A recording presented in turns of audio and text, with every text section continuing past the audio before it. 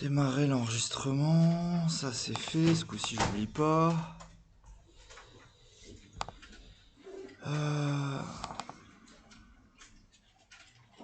Le cours est là. On est bon, non, on n'est pas bon parce que... C'est ça qui allume? Ouais. Hop, allons-y. On repart dans le chapitre 11. Et dérivé le long d'un arc.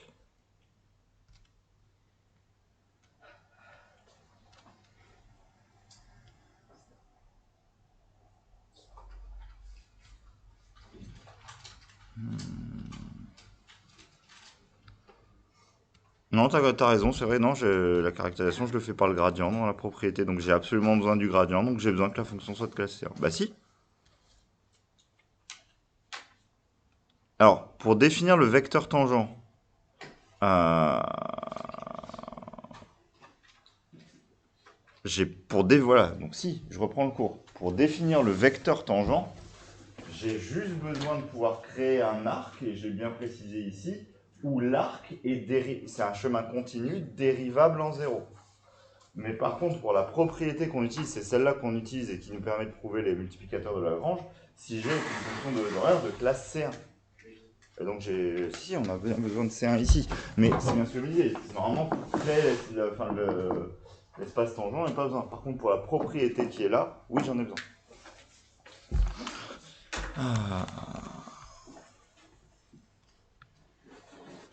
Bah allons-y, repartons. Alors, monsieur Dutrio m'a dit qu'il a fini l'exercice 46. Alors, je ne sais plus c'est lequel des trois, l'exercice 46 qu'il devait faire. On va revoir. 12, on est sur les algèbres. 3, 44, bah le 46. D'ailleurs, pourquoi ça passe de...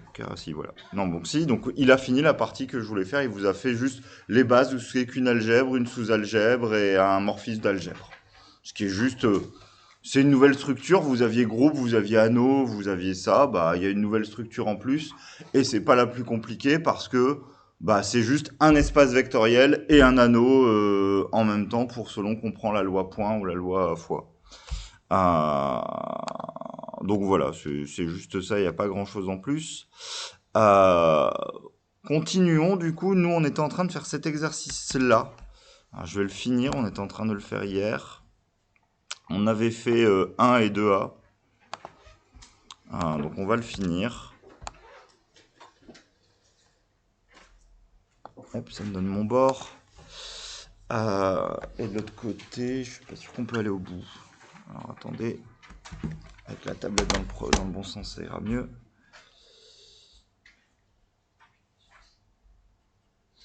Non, je peux pas aller au bout. Ok, c'est pour avoir une zone à peu près... j'ai à peu près 3-4 cm de chaque côté. D'accord. Donc, 1, on l'a fait. 2A, on l'a fait. Montrer par récurrence que n puissance p est congru à n modulo p. Bon, c'est vraiment guidé là parce qu'on vous dit de le faire par récurrence.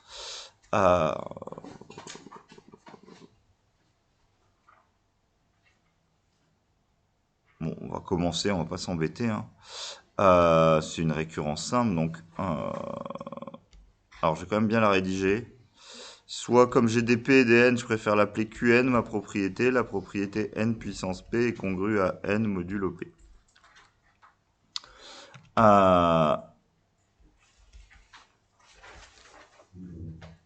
Si n est égal à 1, j'ai 1 puissance P qui est égal à 1 et qui est donc bien congru à 1 modulo P. Remarque, entre guillemets, P est premier, donc P est supérieur ou égal à 2. C'est-à-dire que je fais pas... attention, si je ferais 1 modulo 1, ça ferait 0. Mais donc, ça fait au minimum du 1 modulo 2, et donc ça fait 1. Et donc, Q1 vrai. Supposons maintenant Qn vrai a un rang n fixé. Je ne sais plus qui aussi dans son DS m'a fait C'était pas clair. Alors, c'était pas clair, est-ce que c'était juste, mais c'était mal rédigé, donc c'était vraiment pas clair. Vous deviez prouver par récurrence une propriété, oui, voilà, la propriété sur les polynômes de Chebyshev et les cos θ. Et j'ai eu écrit, montrons la propriété pour tout non, supposons la propriété pour tout état appartenant à R et n appartenant à n. Quand vous écrivez la phrase comme ça, c'est vous dites, je suppose que c'est vrai pour tout état et pour tout n. Bah, si vous supposez que c'est vrai pour tout état et pour tout n, il n'y a plus grand chose à prouver en fait.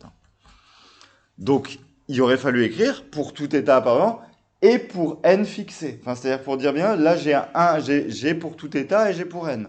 Mais quand vous mettez pour tout état et n, bah, on pense que c'est les deux. Le pour tout va pour les deux. Ah, donc soit vous mettez à n fixé et pour tout état, ou soit vous écrivez proprement votre propriété, ce que personne n'a fait. Il faut écrire proprement ces propriétés, c'est ce qu'il y a de plus clair quand vous devez vraiment l'écrire, votre récurrence. Un rang n fixé, si ça avait été une récurrence double, là j'aurais dit, je suppose aussi qn plus 1 vrai. En fixant le rang n, je suppose qn et qn plus 1. Donc supposons qn vrai a un rang n fixé, on doit montrer qn plus 1, donc je ne vais pas écrire ce que je dois montrer, je vais le faire. Ce que je dois trouver, c'est à quoi est congru n plus 1 modulo, puissance p. Vu la question 2a, il me paraît absolument évident ce que je dois faire. Et tu l'as, mais on va voir si les autres l'ont, parce que c'est vraiment pas compliqué ce truc-là. 1, 2, 3, 1, 2, 3, 4, 1, 2, 3, 4, 5, 6, 7, 8, 9, 10, 11, 12, 13, 14. Axel et Ryan. Ok. Tu l'as aussi, Paloma? Ok.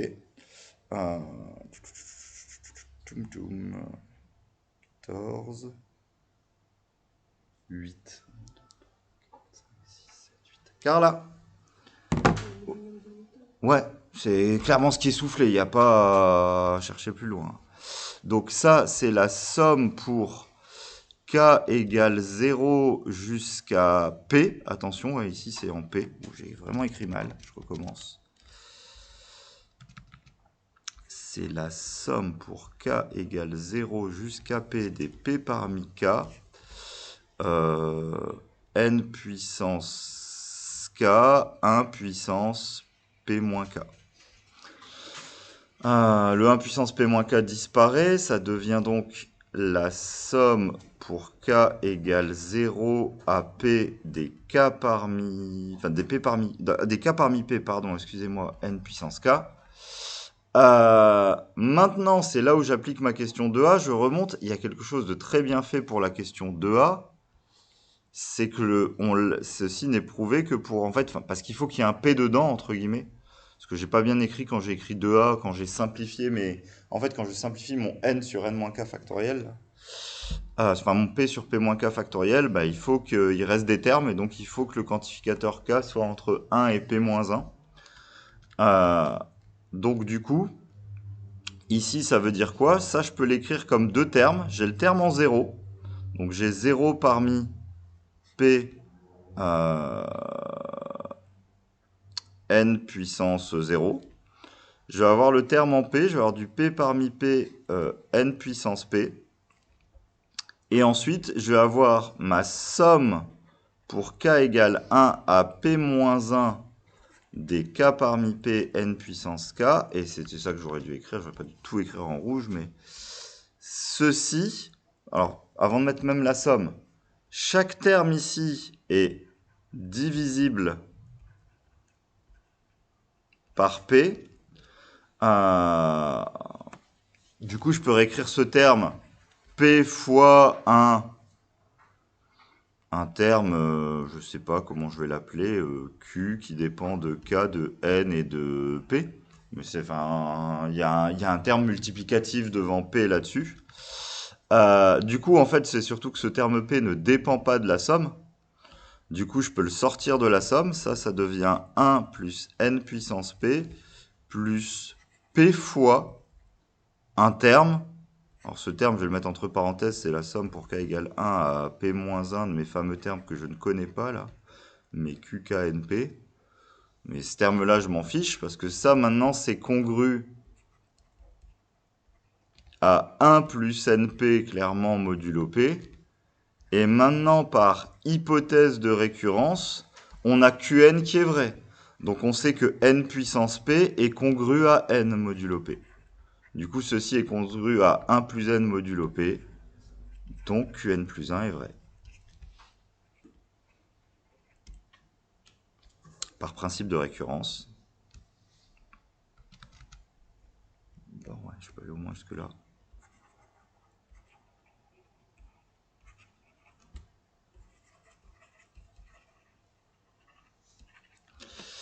Qn vrai pour tout n supérieur ou égal à 1.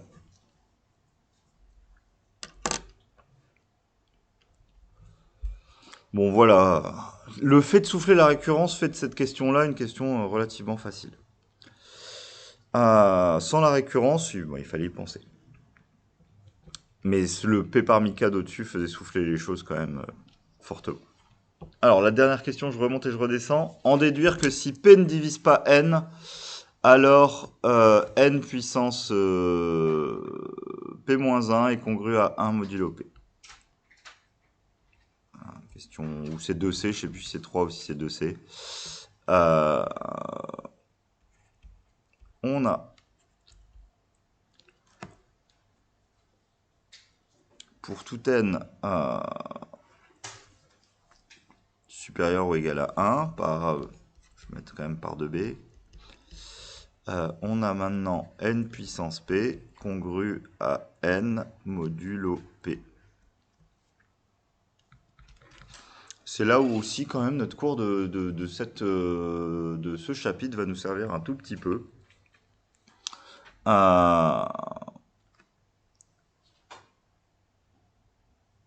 Donc si P ne divise pas N, comment on peut traduire cette info-là de façon autre qu'on va pouvoir utiliser pour pouvoir faire la preuve en une ligne et qui va utiliser pour moi le 6. Ça utilise le chapitre de ce... Enfin, vous l'avez peut-être vu l'année dernière, mais là, je peux l'exprimer en termes de chapitre de cette année.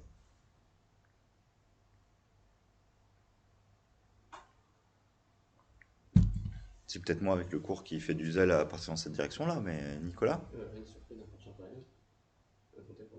Ouais, on peut dire mieux.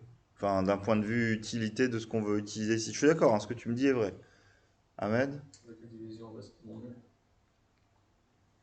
Ouais, on peut faire une division euclidienne de n par p. Le reste est non nul. Le reste est plus petit que p. Ouais. Alors, ça contourne ce que je voulais faire, mais ça va marcher.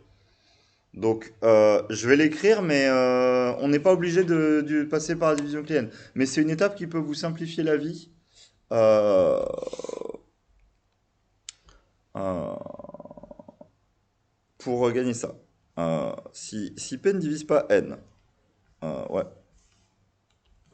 on va pouvoir écrire que N, c'est égal à QP plus R, avec R, qui est compris là par contre, et je suis d'accord avec toi, enfin je le mets comme ça, mais entre 0, mais je l'ouvre dans ce sens-là, et P.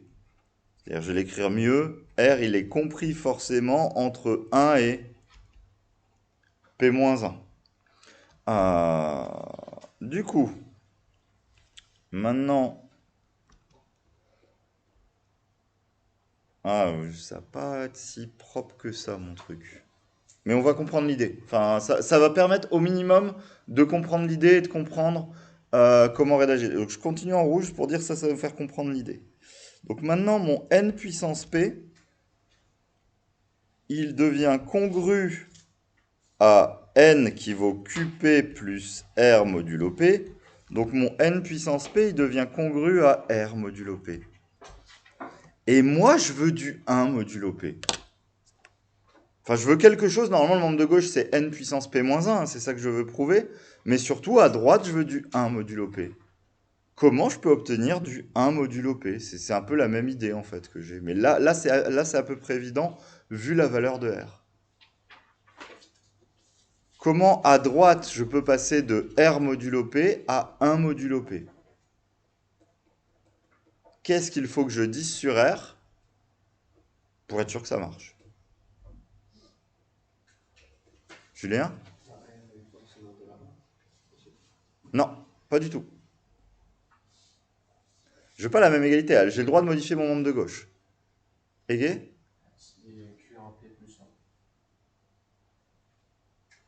C'est, pardon, Q?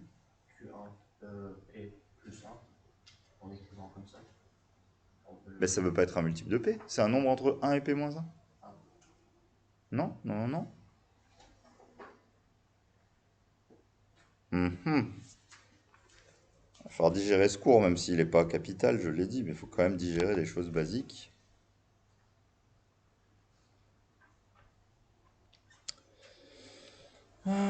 Complément sur les anneaux, je pense même pas que j'ai besoin de ça. Je pense que je l'ai dit avant.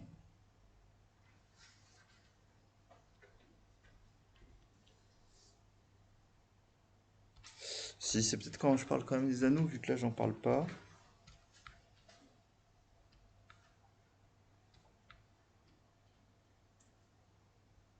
Moi aussi, c'est au début de mon complément sur les anneaux. Un élément dans Z sur NZ est inversible si et seulement si K et N sont premiers entre eux.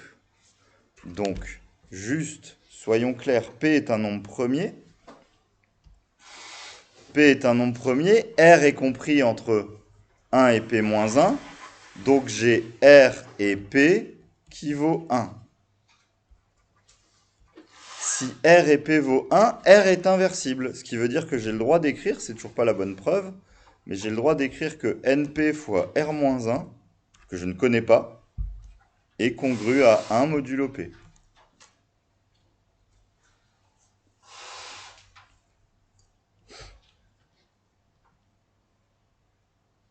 Maintenant, on remonte sur la vraie preuve, la preuve qui va être courte, mais c'est pour ça que ton idée de la division euclidienne me plaisait bien à mettre, parce que bah, c'est sûr et certain que R et P sont premiers entre eux. P est premier et R est plus petit que P. Vous pouvez absolument pas... ça, il n'y a aucune, c'est évident. Mais si maintenant, si P ne divise pas N, et que P est premier, bah en fait, directement, N et P sont premiers entre eux directement. Si P ne divise pas N, et que P est premier, ça veut dire que P n'apparaît pas dans la décomposition en facteur premier de N. Donc je vais maintenant réécrire plutôt en bleu ce qu'il aurait fallu écrire, mais si P ne divise pas N, P n'apparaît pas dans la décomposition en facteur premier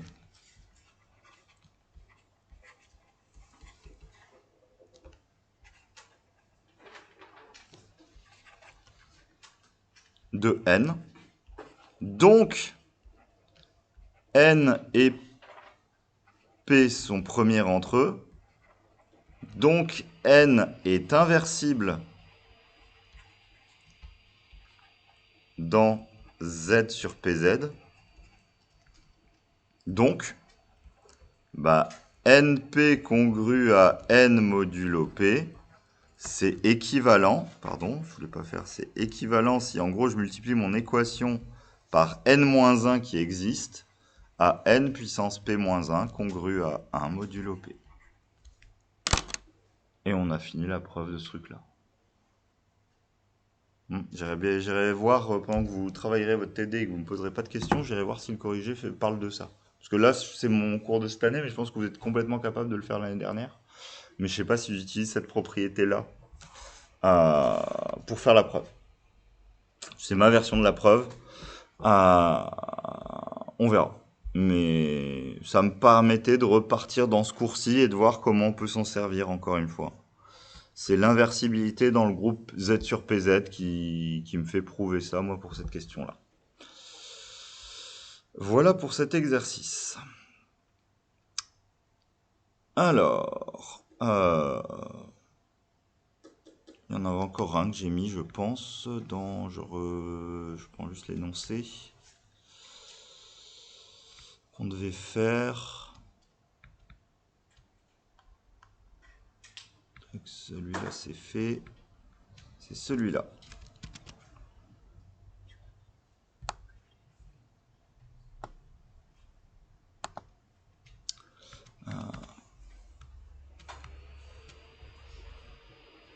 Je vais vous laisser finir d'écrire. Enfin, si vous n'avez pas fini d'écrire, je vous laisse écrire parce que je dois repasser à la page d'après.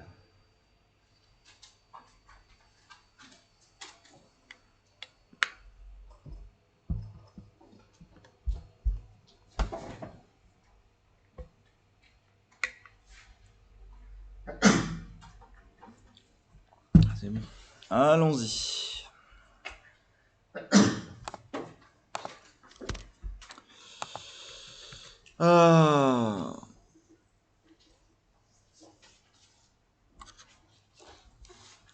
Alors, on va faire des raisonnements modulo. Alors, je suis déçu parce que ils auraient pu, quitte à faire des raisonnements comme ça, ils auraient pu faire un exercice un peu intelligent avec le théorème chinois comme celui que j'ai fait en classe. Mais ils n'en ont pas fait.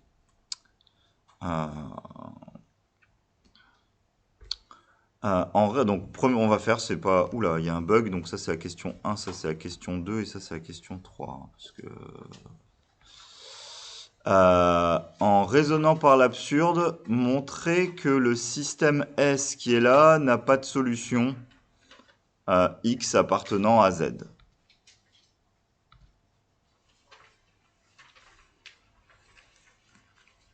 Allons-y, on va écrire. Hein. Supposons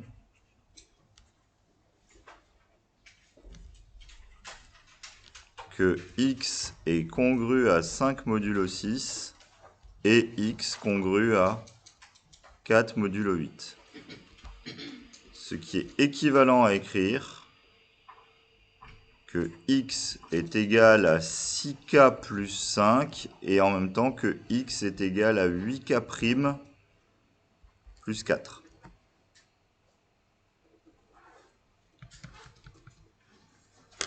Je traduis clairement la congruence, ça me paraît évident qu'il faut le traduire comme ça moi, parce que je vois pas comment servir des équations sinon.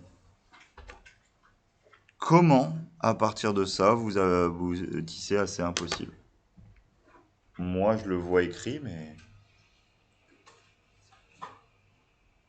Alors, je le vois écrit parce que j'ai compris maintenant pourquoi ils m'ont écrit 5 et 4 comme reste.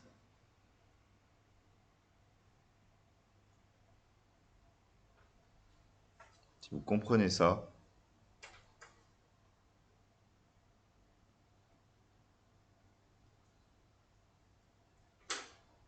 Ahmed?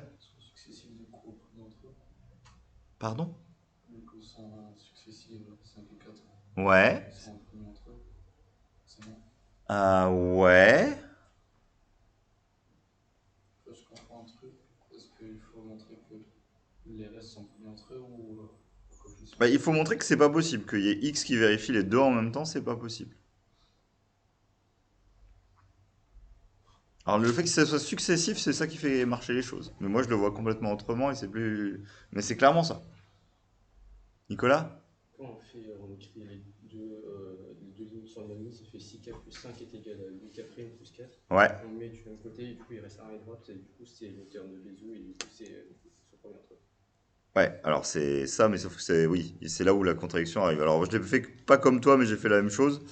J'ai appelé ça l'équation 1 et ça l'équation 2. Et moi j'ai juste fait 1 moins 2. Ça revient à ce que tu as fait, mais c'est comme ça que je le vois, mais c'est exactement la même chose, Nicolas.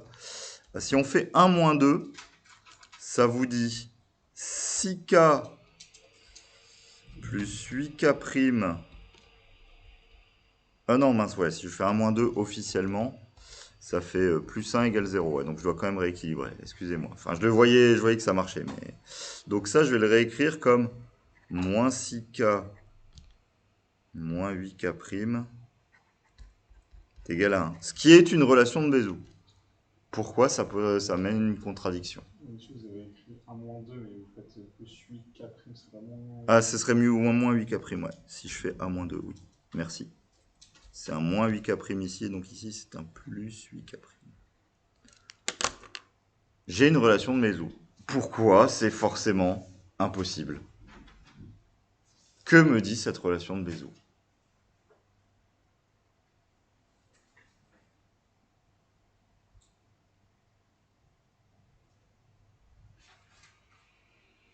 C'est une équivalence, hein, les relations de Bézout. Nicolas? Si c'est et 8 sont premiers entre eux. Voilà. Ce qui est écrit là, noir sur blanc, c'est que 6 et 8 sont premiers entre eux. Sachant qu'ils sont tous multiples de 2, ça pose quand même un léger problème. Donc, 6 et 8 égale 1, ce qui est faux. Donc, il n'y a pas de telle solution X.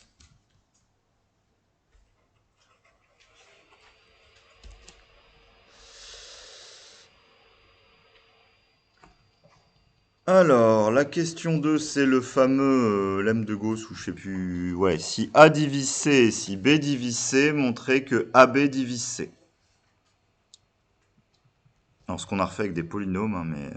donc, il y a juste une question 2 ou... Ah non, 2A et 2B. Ah, alors ouais, alors je vais pas vous mentir, je comprends pas ce qu'est cet exo. Quand je vois que la question 1, on utilise la relation de Bézout pour prouver la question et qu'à la 2A, c'est énoncer le théorème de Bézout dans Z. Si A et B, alors je répète, ils veulent dans Z, donc si A, B appartiennent à Z tous les deux et A, B égale D, le PGCD de A et B et D, il existe U et V, enfin, si c'est équivalent à dire, il existe U et V appartenant à Z2, tel que UA plus BV est égal à D.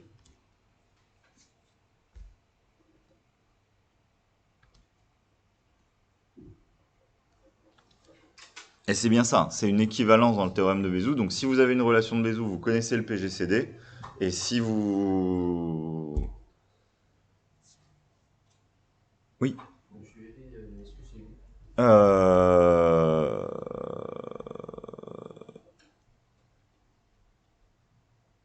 Oui, pardon, ils doivent être uniques, sinon en plus je dis quelque chose de faux. Parce qu'en plus, dans ce cas-là, je tombe pas forcément sur D.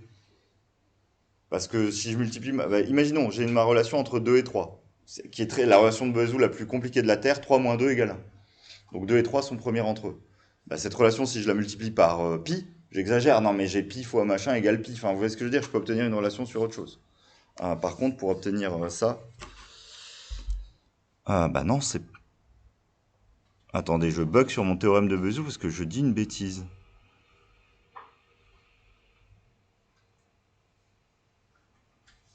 Oui, je dis une bêtise, excusez-moi, il me manque quelque chose, c'est pas ça mon théorème de Bézout, je vais trop vite.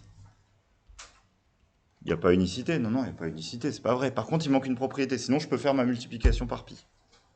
Il manque une propriété. Excusez-moi, j'ai bugué. J'ai besoin d'une propriété. Sinon, je peux multiplier par 2 ou par 3 ou par 4 ma relation et ça pose un problème. Oui, il faut absolument que U et V soient premiers entre eux, par contre. C'est ça que j'ai oublié de...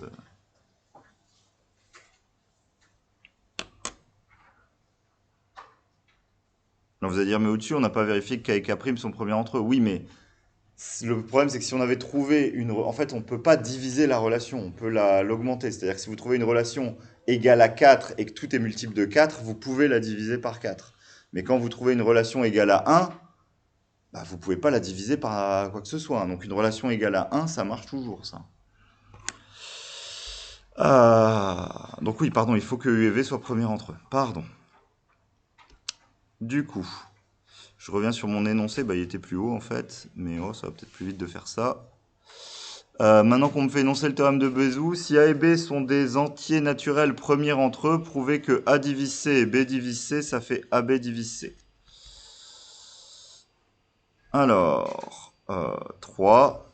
J'ai AB égale 1, j'ai A qui divise C et B qui divise C. Montrons que AB divise C.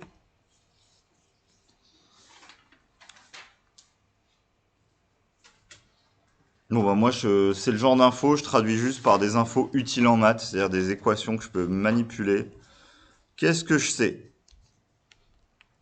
Je sais que A et B est égal à 1. Donc, je sais que j'ai AU plus BV qui fait 1 UV dans Z.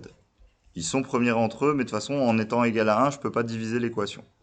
Comment vous me traduisez A divise C? Par quelque chose d'utilisable. Julien? Ouais, C va être égal à un KA et C va être égal à un K'B. Alors,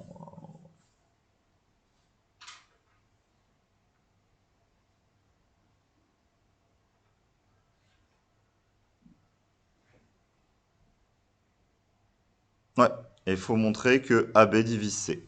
Bon, bah, je l'ai, personnellement, je l'ai. Je vais prendre de ces trois relations, je vais prendre la relation 1 qui est là, et je vais la multiplier par C. Si je la multiplie par C, ça va me donner CAU plus CBV qui est égal à C. Sauf que le C qui est là... Ah si, c'est intéressant. Enfin, je trouve ça... Enfin, s'il faut comprendre l'idée, je pense que transformer le membre pour avoir un égal C, ça me paraît relativement simple. Mais là, vous voyez la... Quoi? Okay. J'ai changé d'empreinte digitale apparemment. Carla avant, donc Dina maintenant. Dina, par quoi je remplace le premier C qui est là dans ma relation, celui que je vais entourer en rouge là? Par quoi je remplace le C qui est là?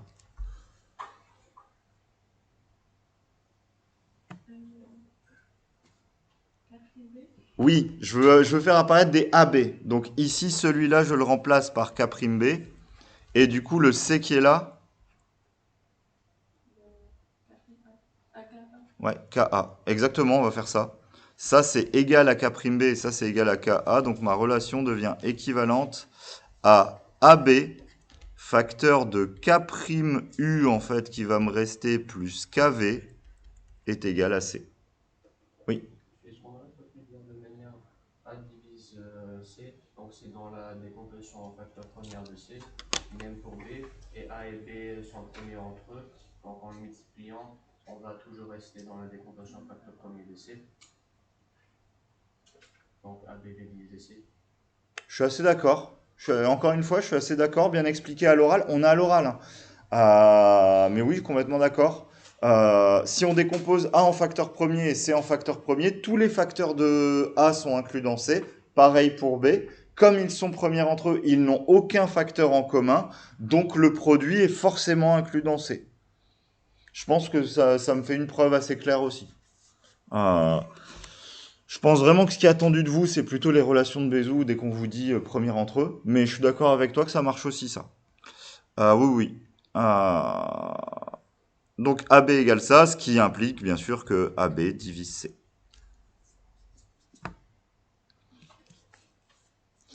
Bon, voilà pour... Ah non, on n'a pas fini l'exercice. Mais voilà pour cette petite question de cours. C'est du cours, hein. C'est du cours de première année. C'est votre lemme de Gauss, enfin, je crois. Alors, je vais recopier peut-être ça. Parce que ça... il faut qu'on ait le système qui apparaît à l'écran. Je suis où? Je suis là. Je vais recopier juste ça.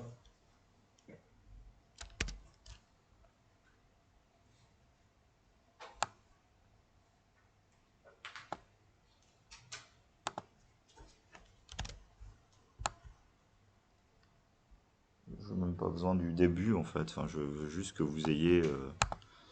Génial. Voilà. Donc, on va considérer ce système-là, x congru à 6 modulo 17, x congru à 5 modulo 16, x congru à 4 modulo 15, et on veut trouver toutes les solutions de ce système. Donc ça, c'est la question 3. Et en 3A, c'est trouver une solution particulière de ce système.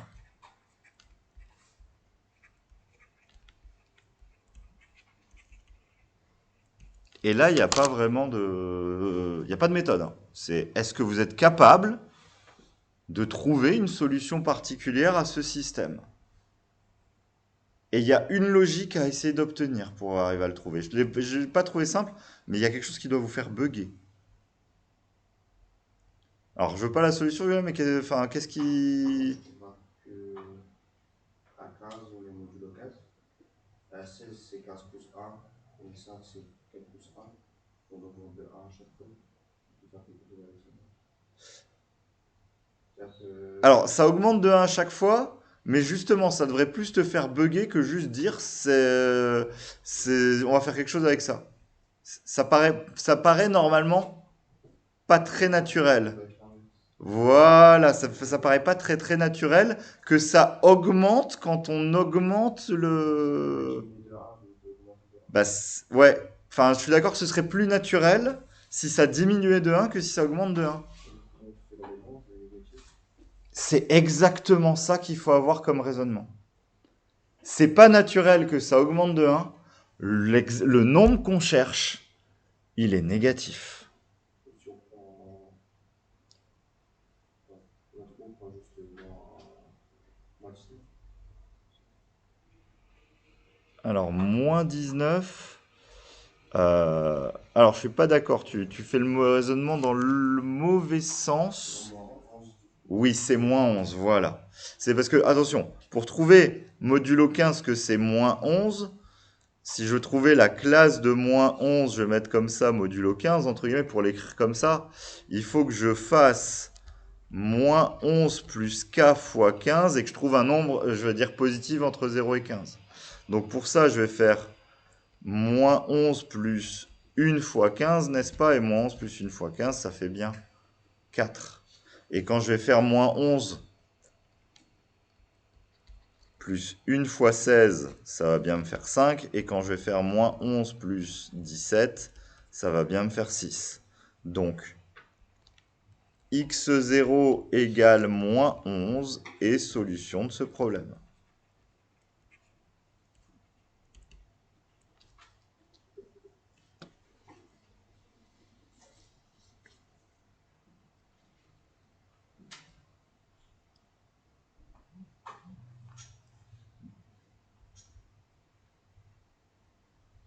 Ok. Et donc la question 3b, ça doit être déduire des questions précédentes la résolution du système. On exprimera les solutions en fonction de la solution particulière x0. Alors ça, c'est pour ceux qui n'auraient pas trouvé la solution particulière x0. Je vais l'écrire sans jamais utiliser moins 11. C'est-à-dire que je vais juste remplacer, je vais vous l'écrire avec x0. C'est juste pour vous dire, imaginons que vous ne trouviez pas la solution particulière. Le jour de l'oral, vous êtes à froid, vous tombez sur cet exo-là, vous avez que votre demi-heure de préparation pour tout faire. Passez pas 10 minutes à chercher la solution particulière. Je veux dire, il y a une logique. La logique, c'est que c'est bizarre que ça augmente quand on augmente le modulo. Donc, chercher un nombre négatif, c'est logique. Et après, une fois qu'on a la logique du nombre négatif, ça marche vachement mieux. Enfin, et après, trouver la solution, vous êtes capable de le faire. Mais si vous ne trouvez plus cette logique-là le jour J, parce que j'ai pas trop d'autres méthodes que de vous dire. Enfin, moi, c'est la question qui m'a fait le plus bugger de l'exo, en fait. Enfin, j'ai fait, mais c'est quoi ce truc-là? Pourquoi ça augmente? Ah oui, mince, faut le chercher négatif. Ça n'avait pas paru naturel. Et du coup, je l'avais trouvé comme ça. La question 3b, par contre, on peut la faire sans. Pourquoi? Parce que maintenant, si x est congru à 6 modulo 17, si x est congru à 5 modulo 17 et si x est congru à 4 modulo 15.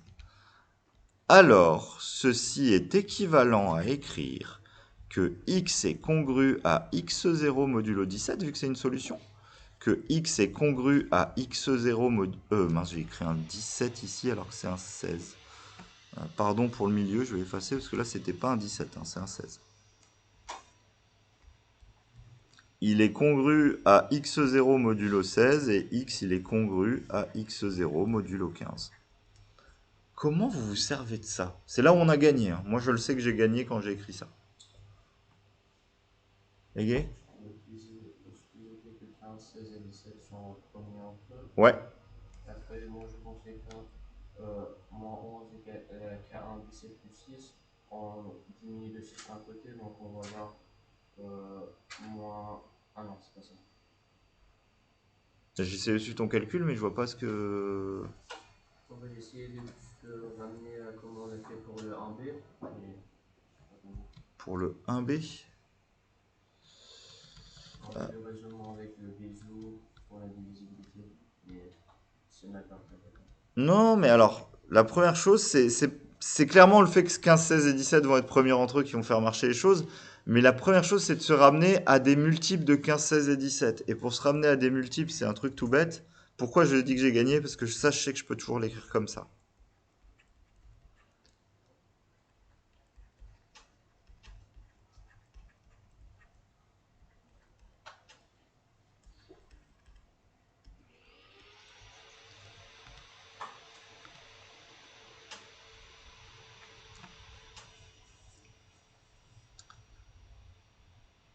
Et maintenant, donc ça veut dire que, pour moi, ça veut dire que... Alors, je vais l'écrire comme ça, tiens. C'est juste pour vous montrer comment servir des questions d'avant. Parce qu'ils vous disent d'utiliser les questions d'avant. Donc, je sais que 15 divise x moins x0 et 16 divise x moins x0. Et 15 et 16 sont premiers entre eux. Si on vous demande pourquoi ils sont premiers entre eux, bah, soit vous les décomposez en facteurs premiers, j'ai envie de dire à la technique déguée, ça fait 5 fois 3, et ça c'est 2 puissance 4. Donc ils n'ont pas de facteur premier commun, donc ils sont premiers entre eux. Sinon vous êtes des génies, et vous pensez à dire que 16 moins 15, ça fait 1, et que vous venez de trouver une relation de Bézout. Voilà. Enfin, les deux marchent. Mais en gros, ils sont premiers entre eux, il n'y a pas de souci. Donc 15 et 16 sont premiers entre eux. 15 divise x moins x0 et 16 divise x moins x0. Bah donc ça, c'est notre question 2. C'est ce que j'ai... Non. Si? Non, c'est la question 3, pardon. Pourquoi je l'appelais la question 3? C'était 2B peut-être. C'était 2A et ça, c'était 2B, excusez-moi. Donc ça, c'était 2B. La question 2B, c'était exactement si A et B sont premiers entre eux, si A divise C et B divise C, alors AB divise C. De ça, j'en déduis donc 15 fois 16 divise x moins x0. Je vais mettre de même 17 est premier avec 15 fois 16. Et donc j'ai 15 fois 16 qui divise x moins x0 et 17 qui divise x0. Donc 15 fois 16 fois 17 divise x moins x0. Donc x en fait c'est... Alors donc x moins x0 c'est égal à 15 fois 16 fois 17 fois k. Ce qui est équivalent à dire que x est égal à x0 plus 15 fois 16 fois 17 fois k. Et on vérifie qu'ils sont bien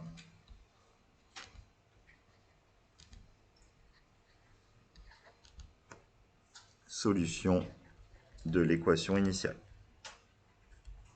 Parce qu'au moment où j'utilise le théorème de... Enfin, le lemme de Gauss, c'est un donc. Donc comme c'est un donc, c'est une implication. Donc je dois vérifier mes solutions à la fin. C'est pas équivalence du début à la fin. J'ai l'équivalence là-haut, hein. Ma chaîne d'équivalence, elle est équivalente. Mon nombre vérifie les trois égalités modulo. Mais puisque mon lemme de Gauss, c'est un donc,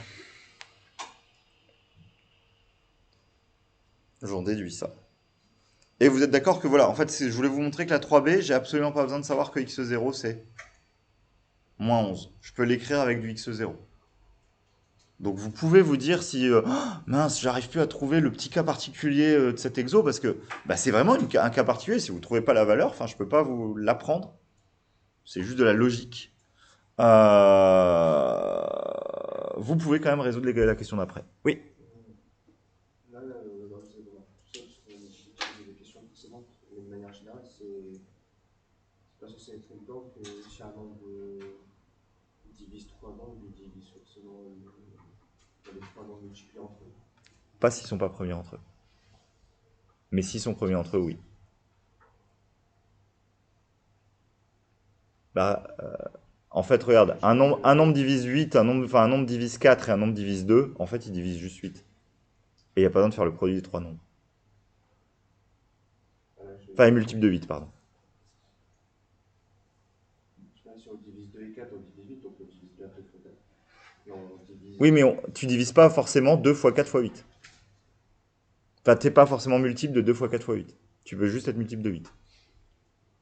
16, il est congru à 0, modulo 8, 4 et 2, sans être, enfin, le produit 8 fois 4 fois 2. Parce qu'ils sont pas premiers entre eux. Ok? Non, mais s'ils sont premiers entre eux, c'est vrai. Alors tiens, j'y avais pas pensé. Maintenant,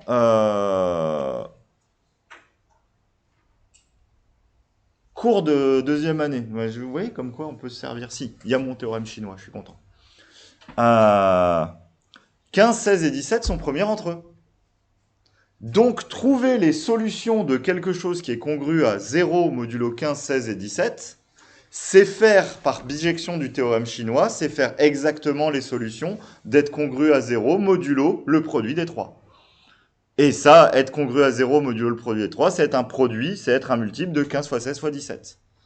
Du coup, en fait, x moins x0, c'est forcément la classe de 0.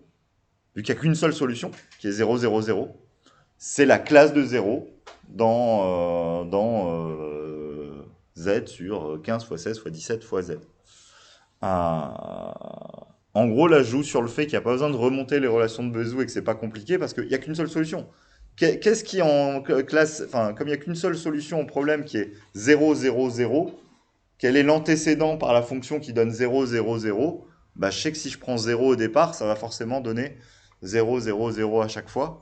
Donc comme il y a une seule solution, je sais que c'est forcément ça la seule solution.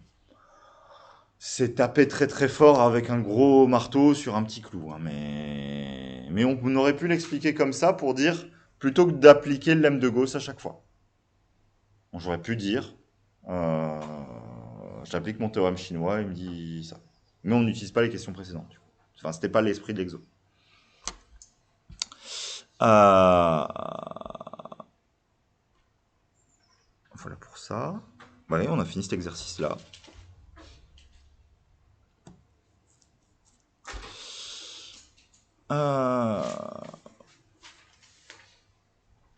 Ok. Alors, avant d'attaquer, ouais, ou on peut attaquer, c'est pas grave.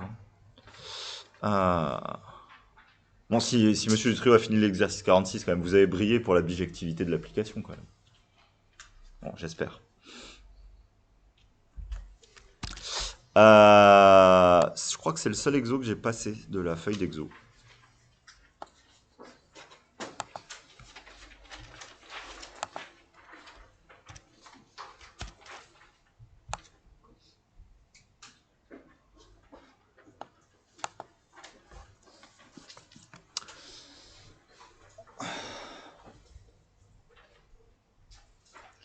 Soit IN une suite croissante d'idéaux du coup de K crochet X a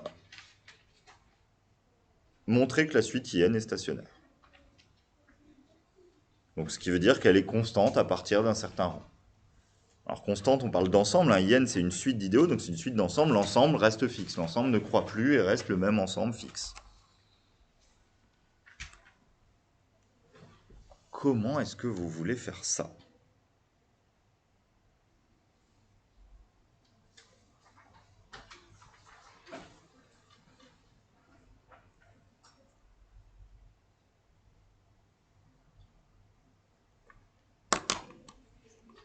Alors il n'est pas simple cet exo, parce qu'il manque un truc, et qui n'est pas en plus dans le programme.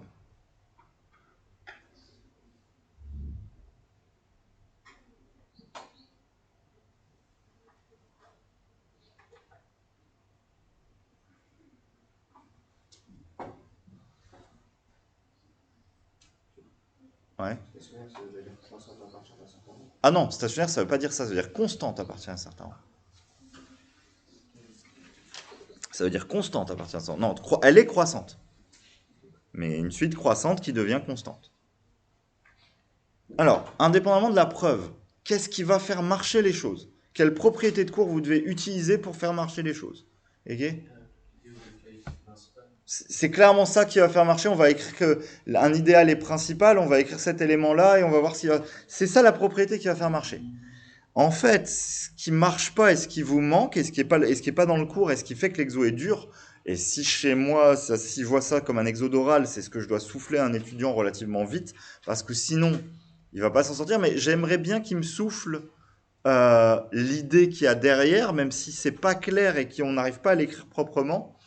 C'est en fait, faudrait arriver à montrer que la limite. Enfin non, il n'y a même pas besoin ici. Bah non, on a gagné. Ah non, faut montrer qu'elle est stationnaire. On ne sait pas qu'elle est stationnaire. Excusez-moi. Non, donc j'ai bugué 10 secondes dans mon raisonnement. C'est justement ça. Faut montrer qu'elle est stationnaire, on ne sait pas encore qu'elle est stationnaire. En fait, si on savait qu'elle était stationnaire la suite, à partir d'un certain rang, on arrête. C'est un idéal, parce que c'est une suite d'idéaux. Comme c'est un idéal, il est principal. Donc c'est D fois K crochet X. Et donc, bah, c'est ça. Tous les restes de mes idéaux, c'est D fois crochet X et j'ai fini.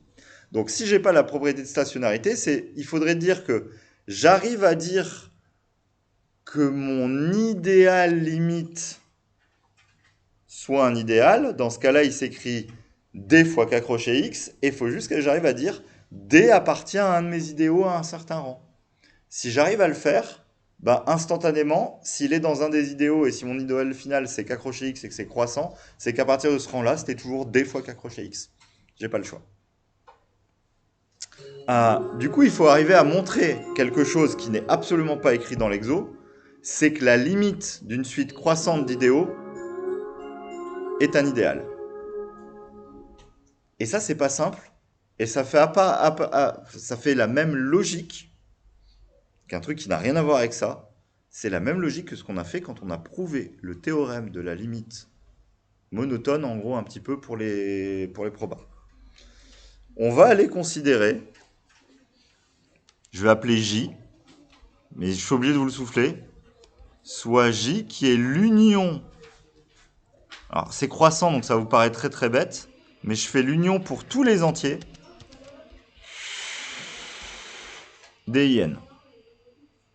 Alors comme la suite est croissante, en fait, sans le dire, mais c'est parce que je ne peux pas vraiment faire ça, je suis en train de faire la limite quand n tend vers plus l'infini des... Comme ma suite est croissante, je suis en train de faire ça en fait. Sauf que en termes d'ensemble, parler de la limite d'un ensemble, c'est pas clair. Parler de l'union de tous les ensembles, c'est mathématiquement 100% correct. Donc c'est ça que j'aurais aimé, enfin si je suis prof d'oral, c'est ça que j'attendrais d'essayer de faire écrire de la part d'un étudiant.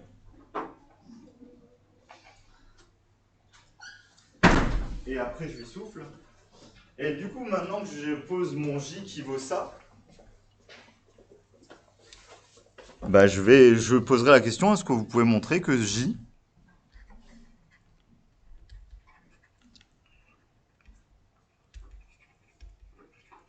est un idéal? C'est pas si simple que ça en plus, enfin c'est pas si simple, ça demande de la réflexion. Alors, bah, J est non vide, car bah, I0, enfin 0 appartient à I0, on est dans K crochet X, ouais, le polynôme nul appartient à I0, donc 0 appartient à J. Alors, tout ça, je fais la partie, il faut montrons que, vous voyez ce côté, ouais, montrons que J, sous-groupe abélien. Montrons que J+, sous-groupe abélien. Ensuite, pour tout x, y appartenant à J tous les deux, comment vous allez montrer, c'est là où c'est pas simple, comment vous allez montrer que x plus y appartient à J. Tiens, je vais peut-être même faire avant le troisième point qui est plus simple. Pour tout x appartenant à J, bon, c'est quand même la même chose. Il me faut quand même l'argument, mais il y a un argument en plus dans la ligne du dessus. Donc on va faire d'abord la troisième ligne. Donc moins x Et ensuite, je vais juste dire, je vous le dis, je vais juste dire que K crochet X est abélien. Donc J abélien.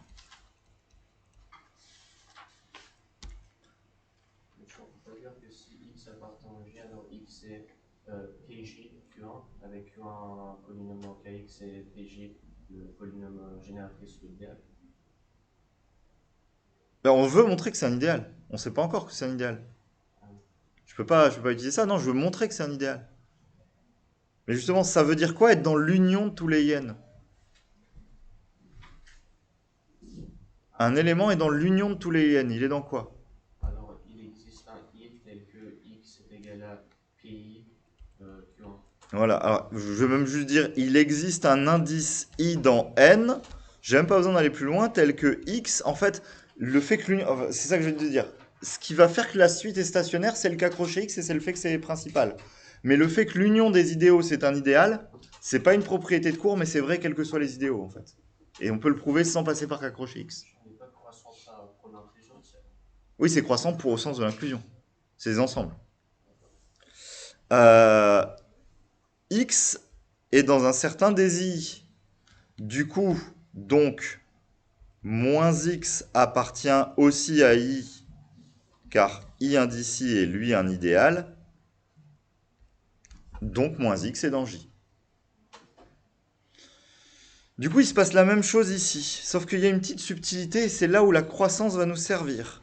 Pour tout xy appartenant à j, il existe donc un indice i et un indice j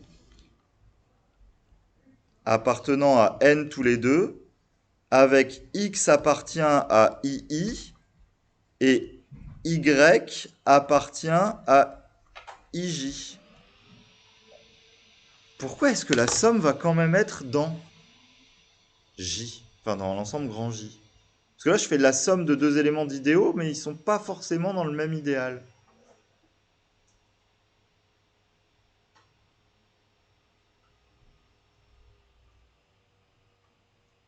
Il y a une subtilité en plus, est-ce que vous êtes d'accord? Parce que là, c'est pas les mêmes idéaux de l'un et l'autre. J'en ai un qui est dans... Je peux dire, il est dans un certain II. L'autre, je peux dire, il est dans un certain IJ. Pourquoi ça n'a pas posé le moindre problème?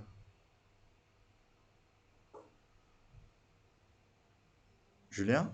dans une suite croissante au sens de l'inclusion. Donc, Donc là, on peut considérer que I ou J A est plus grand. Et donc, forcément, la somme des deux sera dans le commun. oui. Alors en fait, du coup, je peux donc dire, je vais les dire en disant, donc X et Y appartiennent, je peux pas aller plus loin, non, déjà le appartiennent déborde un tout petit peu, à ce que je vais noter I indice max de I et J. Parce que la suite est croissante. Hein. L'argument c'est, je le marque au-dessus parce que j'ai pas beaucoup de place, mais par croissance des idéaux.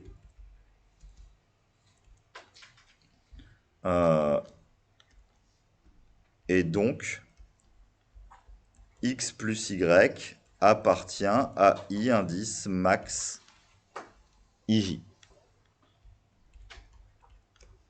J'aurais pas vraiment dû prendre un peu plus de place, je m'excuse. Donc, x plus y appartient à j, hein, forcément. S'il est dans un des i quelque chose, il est dans j. Donc j'ai bien ma preuve de groupe abélien. Il n'y a aucun souci, j'ai bien ma preuve de groupe abélien. Du coup, je dois faire ma deuxième partie de preuve, là, ce que j'appelle absorbant vis-à-vis de la multiplication. Maintenant, je vais mettre pour tout P appartenant à K crochet X, pour tout Q appartenant à J, bah, je vais pouvoir dire que justement,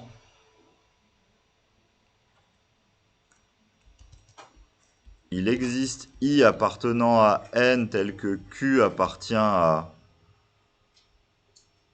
II, encore une fois.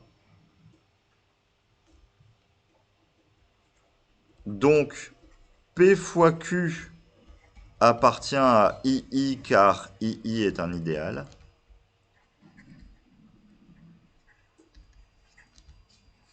Donc P fois Q appartient à J. Donc quel que soit P dans K crochet X et Q dans J, P fois Q reste dans J. Et donc, J est un idéal de K crochet X. Et maintenant, c'est là que ma propriété va servir. Là, j'ai fait la preuve tordue qui n'était pas naturelle dans l'exo, mais le reste va servir. Maintenant que je sais que J est un idéal de K crochet X, donc J est principal.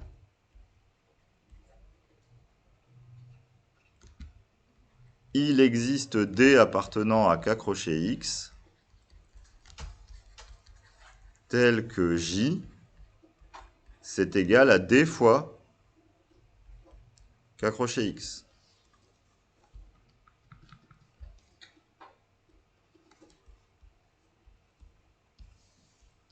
Et je sais que D appartient à J. Enfin, c'est lui qui engendre J, donc D appartient à J. Mais sauf qu'on a fait ce qu'on a fait tout le long. Hein. Dire qu'un élément est dans J, c'est dire qu'il existe un entier N. Donc, il existe un entier, là, je vais juste l'appeler un peu différent des autres pour changer. Il existe I0 appartenant à N, tel que D appartient à II0.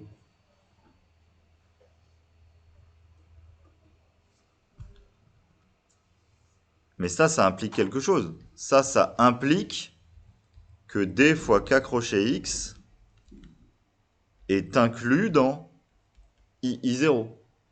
Si j'ai D dans II0, j'ai tous les multiples de D dans l'idéal II0. Donc en fait, j'ai la suite d'égalité D de K crochet X inclus dans II0 qui est lui-même inclus dans J, qui est lui égal à D fois K crochet X.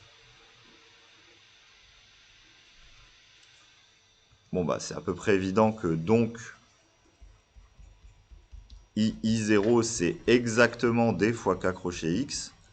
Et en fait la suite étant croissante et la limite maintenant étant D fois K crochet X, bah en fait à partir du rang I0, c'est sûr que ma suite elle est égale à D fois K crochet X. Et pour tout J supérieur ou égal à I0, IJ est égal à D fois K crochet X.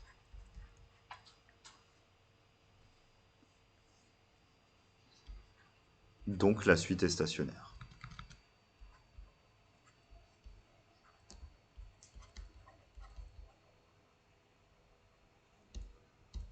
Bon, soyons clairs, vous ne pouvez pas sortir par vous-même la preuve de l'union des J, là. Ce qu'on veut juste entendre sur ce genre d'exo difficile de la part d'un étudiant, c'est je vais utiliser le fait que K crochet X est principal. Ah oui, ça il faut s'en servir, donc on veut vérifier que vous connaissez cette propriété-là de cours en actif, c'est-à-dire si vous êtes capable de la sortir par vous-même. Et deuxième chose, c'est, en fait, il faudrait que j'essaye de comprendre ce que c'est que la limite de ces idéaux, mais c'est compliqué, c'est des limites d'ensemble. Ouais, limite d'ensemble croissante. Et bon, c'est là où on vous pousse, enfin, si vous nous dites ça, on vous pousse vers l'union et on vous aide, quoi. Voilà.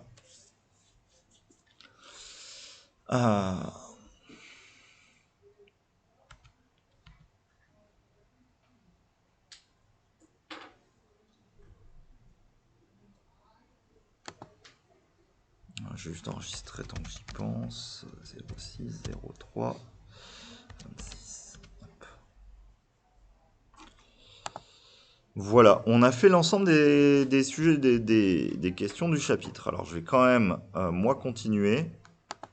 Je vous ai mis derrière parce que, en fait, je peux pas vous trouver de sujet de concours sur ce thème. Hein, c'est absolument... il n'y en a pas. Sauf si on va taper dans ce qui fait mal. Donc oui, je vous ai mis un sujet d'XENS. Hein, parce qu'il n'y a pas le choix. Alors, ça fait mal, mais c'est un sujet extrêmement facile. Alors, pour certaines questions. Je vais pas tout relire les notations quand on tombera dessus.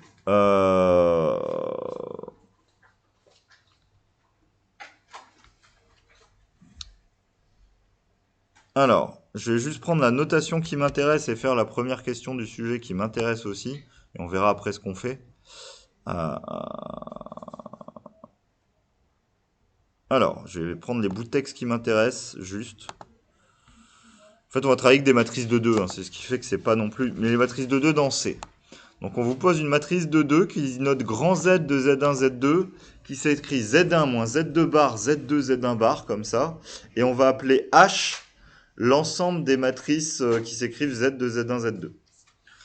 Et on admet que H est un sous-R espace vectoriel de M2, C, qui possède comme base les matrices... Alors, je vais quand même insister sur ce qu'ils ont mis comme phrase pour les notations, parce que j'ai besoin de toutes ces notions-là pour les questions, les premières questions, de toute façon.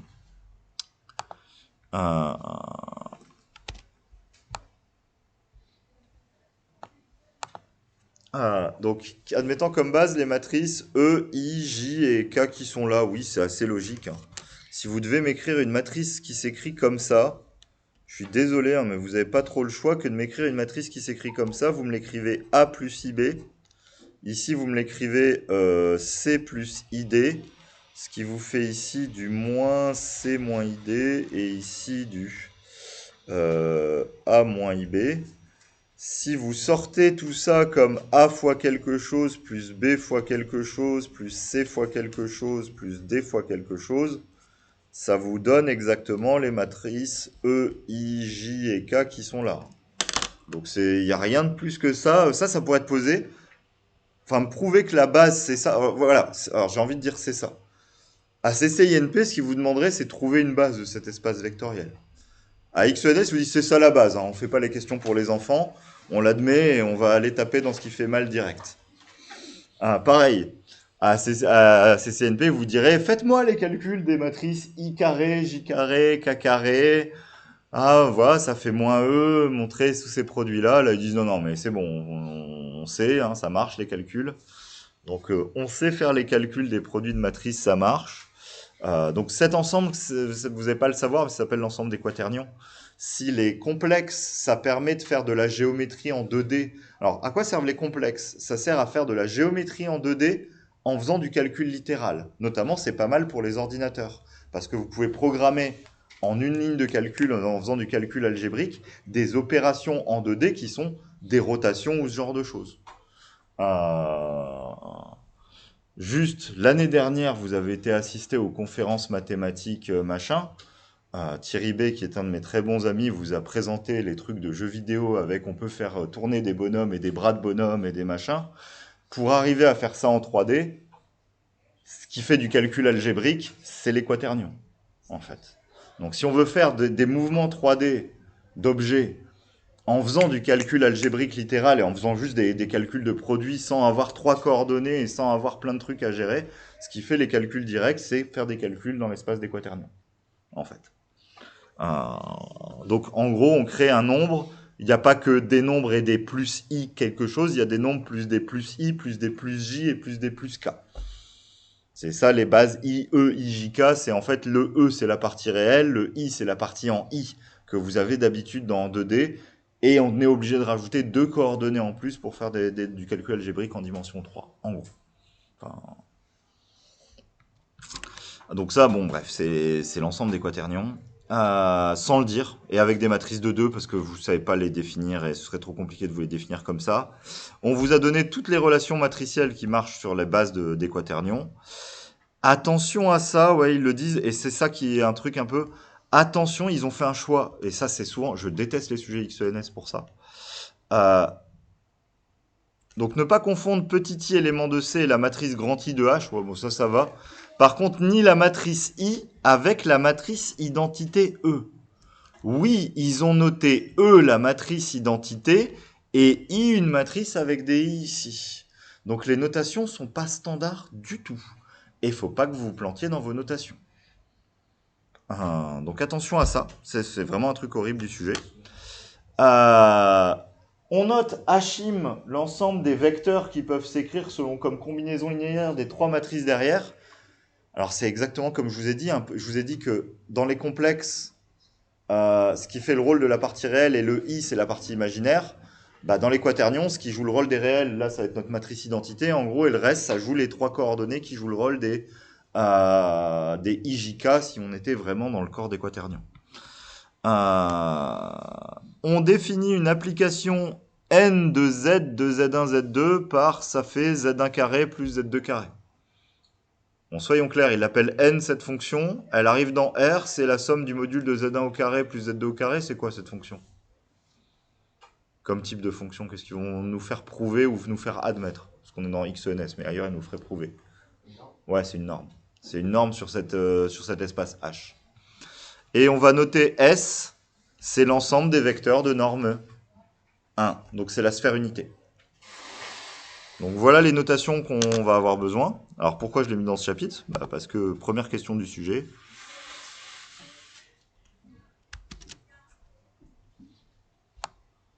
Et on va déjà faire la 1A et après on verra ce qu'on fait derrière. Mais là...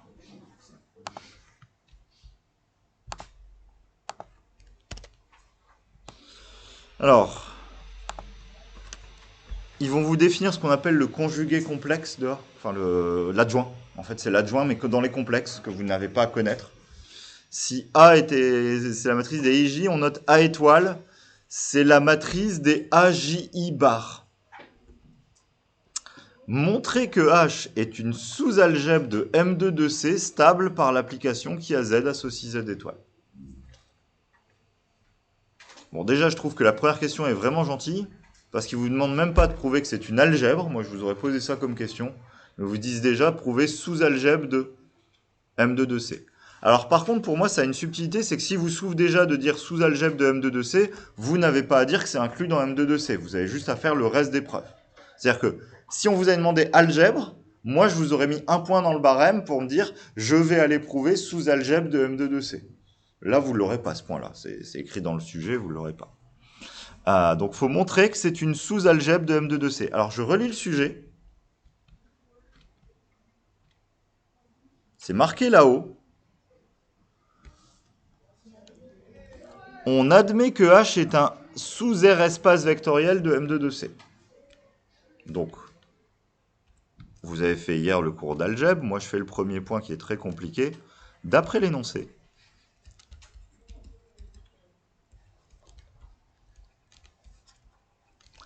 on a que H est un SEV de M2 de C. Ok. Qu'est-ce qu'il faut prouver d'autre? Ayez? L'élément de la multiplication est aussi inclus en prenant Z1 égale à 1 et Z2 c'est 0. Ouais, c'est... Ouais, enfin Z1 égale ouais, le complexe 1. Voilà, c'est... Oui, bien sûr. Oui, on va aller dire que E appartient à H. Alors, je veux même pas... Je suis d'accord, tu as même trouvé comment ça marche, mais là, je vais juste dire, car l'énoncé nous dit que c'est un élément de base, que c'est un élément de la base de H.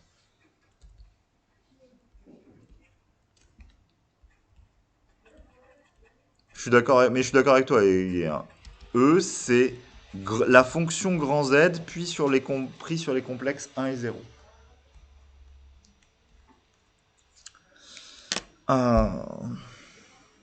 Ok.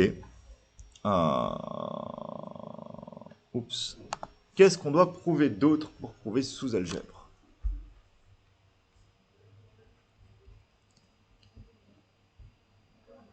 Il nous reste une chose à prouver. Égé? Ouais, il faut faire la stabilité par produit.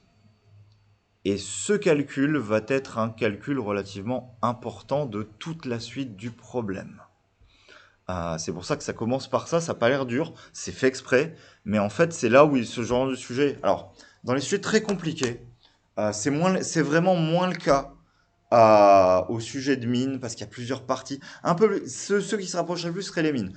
À Centrale, c'est vraiment pas le cas du tout, et c'est vraiment pas le cas dans les autres sujets plus bas. parce qu'il y a plein de sous-parties où on peut retomber sur les pieds, ou changer de partie, où il y a des exos en plus, ou enfin voilà.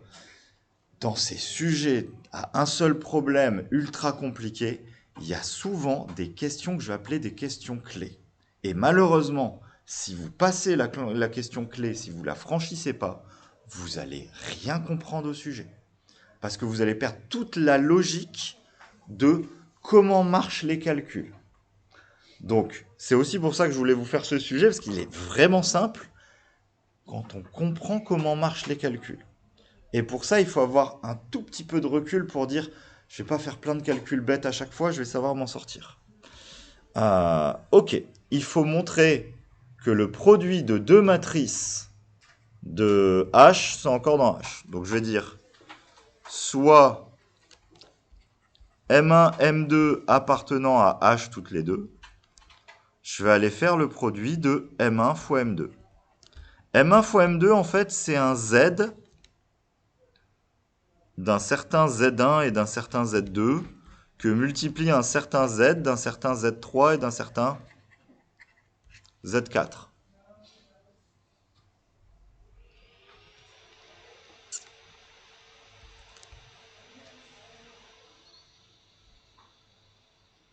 Alors, je vais mal faire les choses et je vais arrêter direct, mais c'est pour vous montrer ce que... Mais je pense que c'est ce que vous faites. Ok, bah, je vais l'écrire. Alors, je fais du zèle.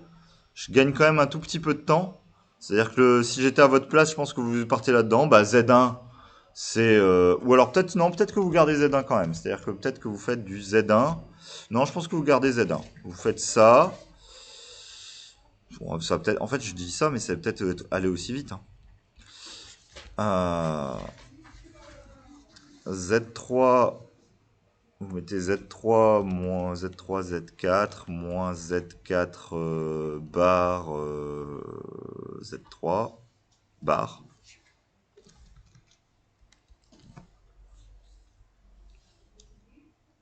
Et là, vous vous lancez dans le produit matriciel. On est tous d'accord, vous faites le produit matriciel. Bon, je vais le faire quand même, mais je vais vous dire pourquoi c'est... Enfin, on va voir si c'est évident et si vous le voyez.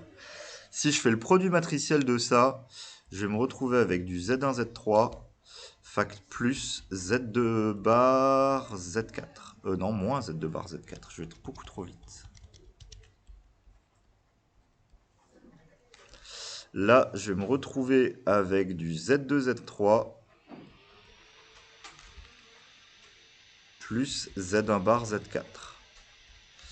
Là, je vais me retrouver avec du Z moins Z1 Z4 bar. C'est pas possible. Attendez, moins... Si, moins Z1 Z4 bar. Moins Z2 bar Z3 bar.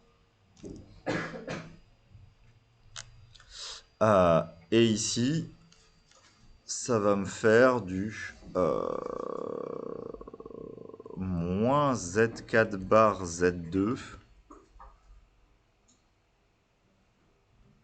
plus Z1 bar Z3 bar. Voilà.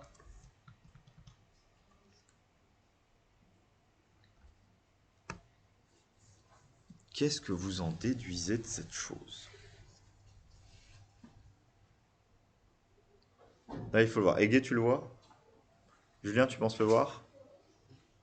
Ok. Les autres. Daouda, tu penses l'avoir aussi? Ok. Comment vous allez gagner, en fait? C'est un peu ça. Je veux dire, vous faites des calculs, mais si vous ne savez pas ce que vous cherchez à faire, c'est un peu théorique, vous n'allez pas avancer. Julien? Je vais utiliser des propriétés sur le conjugué pour prouver qu'un tel nombre de conjugués de tel nombre. Ouais. Alors, ceci, je vais le poser égal à Z5. Et ceci, je vais le poser égal à Z6. Et en fait, il se trouve que... Et là, c'est à peu près évident pour celui-là, je pense. Celui qui est là, c'est clairement Z5 bar. Si vous faites le conjugué de tout, ça fait la somme des conjugués, et le conjugué du conjugué, ça fait le nombre. Donc ce nombre-là en bas, c'est Z5 bar. Ce qui est un peu moins facile à voir, mais qui est vrai, c'est que le nombre qui est là-haut, c'est moins Z6 bar. Et maintenant qu'on a ça, en fait, cette matrice-là, ça devient juste Z2, Z1, Z3, moins Z2 bar, Z4, et 2, alors je vais l'écrire en deux lignes, en fait, j'aurais dû l'écrire en deux lignes. Ça devient Z de Z5, Z6, et donc ça appartient à H, mais donc ça fait Z de Z1, Z3, moins Z2 bar, Z4, et de Z2, Z3,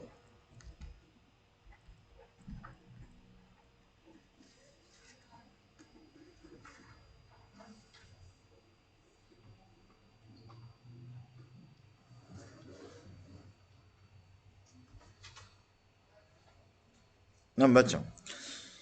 Alors, je vais vous dire, est-ce que quelqu'un avait une autre stratégie pour mener ces calculs?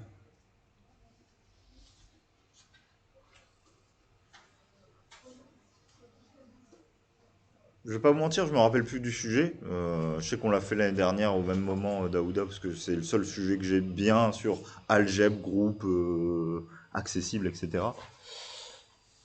Mais il y a une autre stratégie pour mener ces calculs. L'autre stratégie, c'était d'abandonner. Je vais remonter un tout petit peu.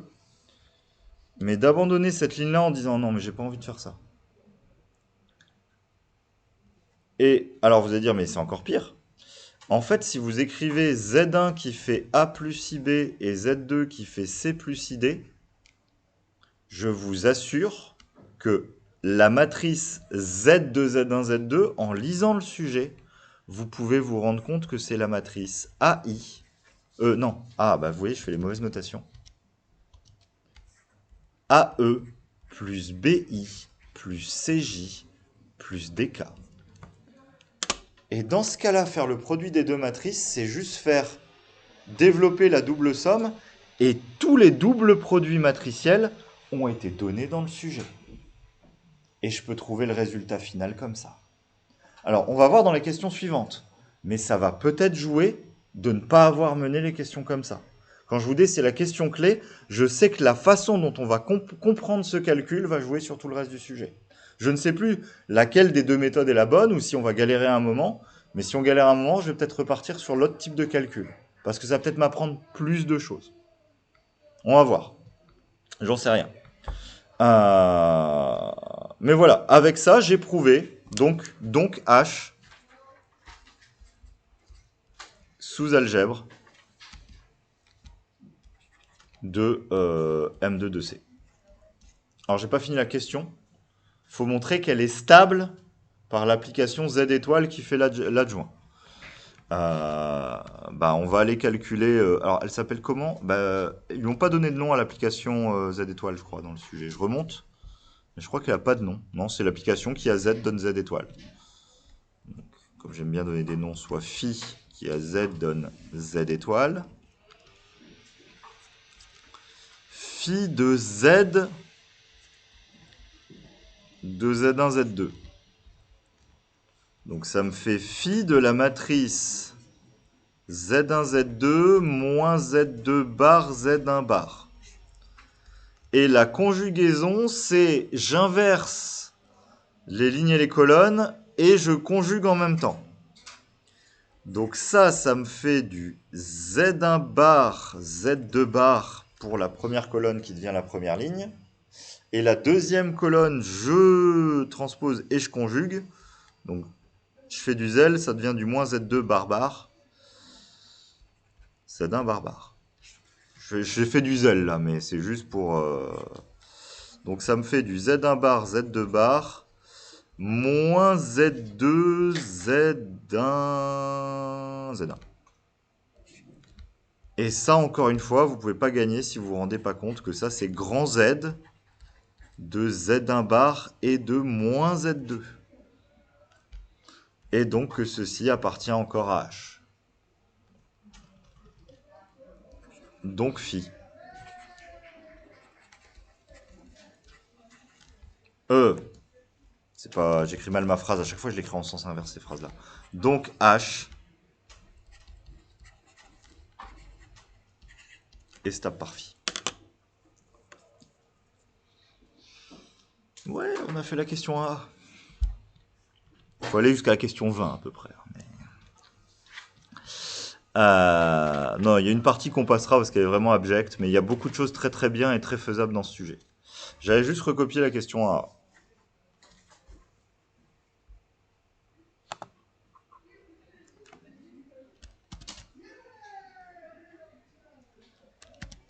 Alors, c'est là où on va...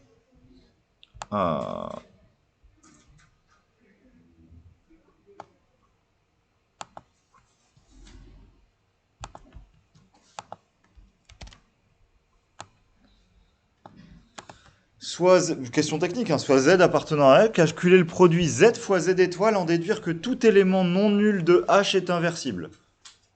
Ce qui va faire que...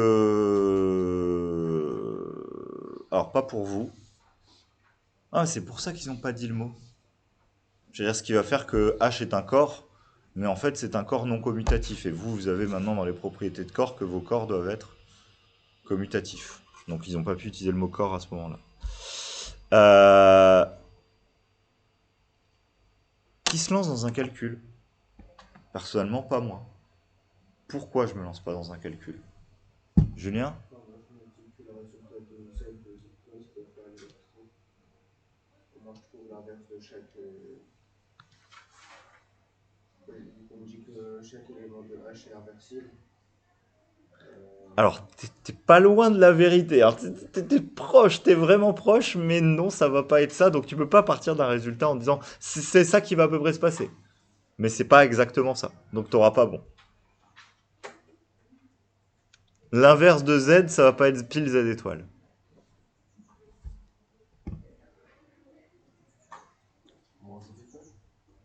Non, alors je vais être clair, ça va être, je sais plus dans quel sens, mais c'est la norme qu'ils ont donnée fois Z étoile ou Z étoile divisé par la norme.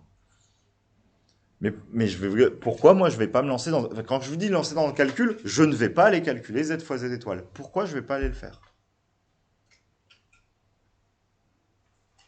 C'est là où il faut comprendre vos questions et vos questions clés dans ce genre de sujet compliqué.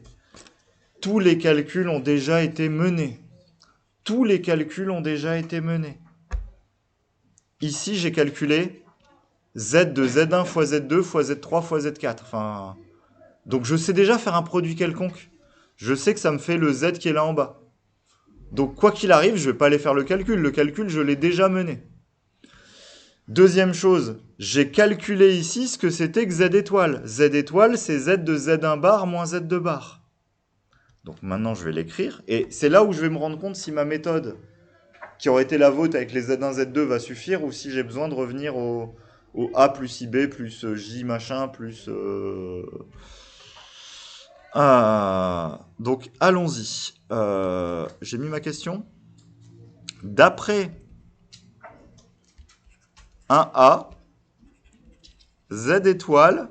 Alors, non, je vais mettre... Si Z, c'est grand Z de Z1, Z2, Z étoile, ça devient grand Z de... Et je l'ai écrit juste au-dessus, donc je reprends. C'est Z1 bar moins Z2.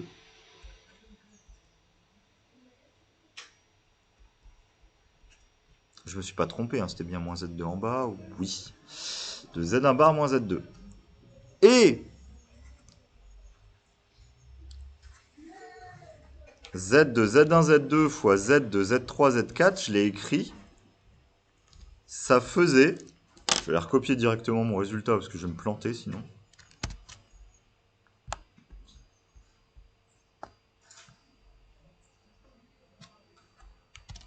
Oups.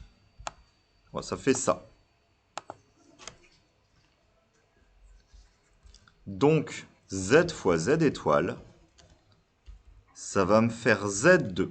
Alors, je prends Z1. Ensuite, pour Z1, je prends Z1 bar. Enfin, pour le Z3 qui est là, je prends le Z1 bar qui est là. Ensuite, je vais faire du moins Z2 bar et je vais aller prendre le Z4 qui est là. Donc le moins, ça va me faire du plus Z2 bar Z2. Et de l'autre côté, je vais faire du Z2 Z3. Donc Z2 et Z3, c'est Z1 bar. Et j'ai plus, je vais avoir du Z1 bar et j'ai Z4. Et Z4, c'est moins Z2. Non, ça va marcher avec cette méthode-là. Ça fait quoi Z1, Z1 bar? J'en ai parlé, je sais plus quand. J'en ai parlé hier en faisant mes polynômes irréductibles. Asma. Grrr. Ahmed. Il y a un carré, c'est la partie réelle au carré. Qu'est-ce qui apparaît dans des formules avec un carré et qui devient un réel quand on fait des complexes? Et pourquoi vous multipliez par ça, le conjugué en haut et en bas? C'est le module au carré qui apparaît. Donc ça fait module de Z1 au carré plus module de Z2 au carré. Et ici à droite, eh ben ça fait 0. Parce que j'ai Z1, enfin j'ai l'un et moins l'autre. Enfin moins le même. Du coup, cette matrice, ça fait la matrice. Il n'y a qu'un réel là-dedans. Donc ça fait la matrice. Bah, alors je peux même... C'est de la pseudo-homogénéité. Enfin ouais, non, je vais l'écrire. Ça fait la matrice Z1 au carré plus Z2 au carré. C'est des réels, donc ça bouge pas. Plus, je vais l'écrire pour vous montrer, plus i fois 0. 0 ici, 0 ici. Et là, je dois conjuguer. Bon, bah ça va faire Z1 au carré plus Z2 au carré. Ça fait donc ce qu'ils ont appelé, eux, norme de Z1, Z2 fois la matrice identité.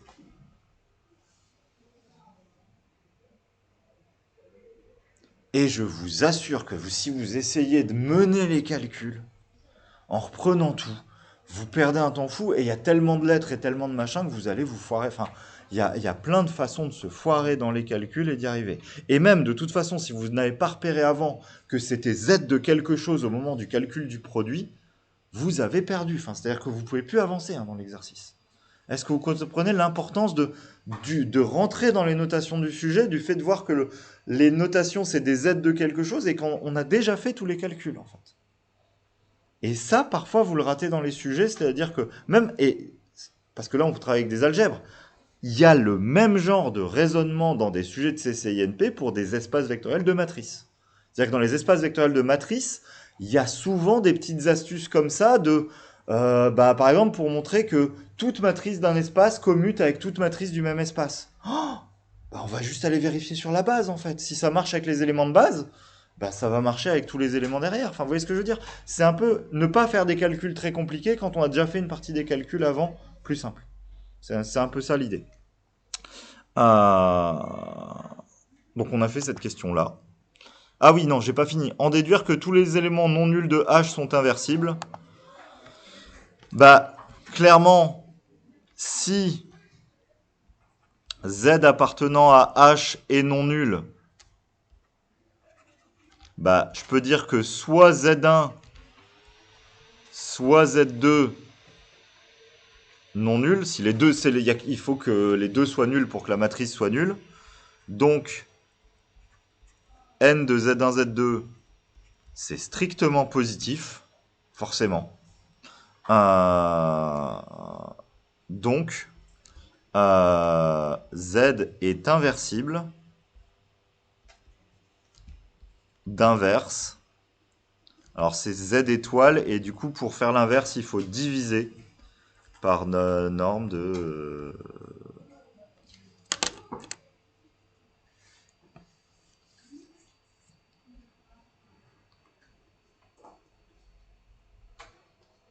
Donc attention Julien, tu avais une très bonne idée en disant que ça va faire l'identité, mais il y a une constante multiplicative. Et même dans des sujets de CCNP ou avec des produits matriciels, ils peuvent vous feinter à vous donner une constante multiplicative. C'est-à-dire que j'ai déjà vu des exos, c'est peut-être E3A ça, mais plutôt que d'aller, quand ils veulent vous faire du P-1 à P, et vraiment faire le calcul, mais sans avoir à chercher P-1, parce qu'on n'a pas le temps ou quoi que ce soit, j'ai vu dans des sujets pour des matrices 4-4, parce que c'est trouver P-1 pour une matrice 4-4, allez-y, faites le produit P fois Q. Ils vous donnent une matrice qu'ils appellent Q, et vous dites faites le produit P fois Q.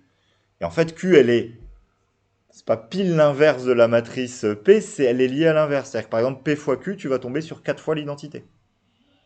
Et du coup, en trouvant P fois Q égale 4 fois l'identité, c'est Q sur 4 qui devient la matrice P-1 pour tous les calculs suivants. Voilà. Donc ce genre de raisonnement est là. Tu as le bon raisonnement, mais il faut quand même te lancer, mais intelligemment dans le calcul, parce que ça va pas forcément faire pile fois l'identité, quoi. Mais l'idée est clairement là. Allons-y, on continue.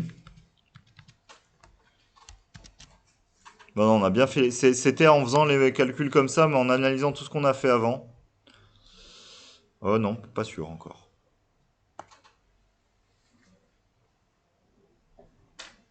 Ah, c'est peut-être là où on va payer le fait de ne pas être passé par les ABCD. Hein. Je sais plus, mais... Alors, soit Z appartenant à H. Montrer que Z appartient à la partie, ce qu'ils appellent la partie réelle de H, c'est vec de E. Je vais être clair, c'est juste montrer que Z appartient à vec de E si et seulement si ZZ' égale Z'Z pour tout Z' de H. En gros, si la matrice Z commute avec toute matrice de H, c'est qu'elle est dans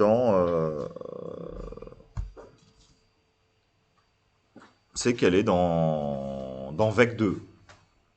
Je pensais que vec 2, c'est avec le coefficient complexe. Ah tiens, non, tiens, justement, non, on a un coefficient réel ici. Il nous demande la R sous algèbre. Ils veulent multiplier ça que par des réels. Le but, c'est que c'est, en gros, t'as mis tes complexes, t'as caché tes complexes dans les vecteurs. Enfin, dans les vecteurs IJK. Enfin, et donc, t'as que des coordonnées réelles.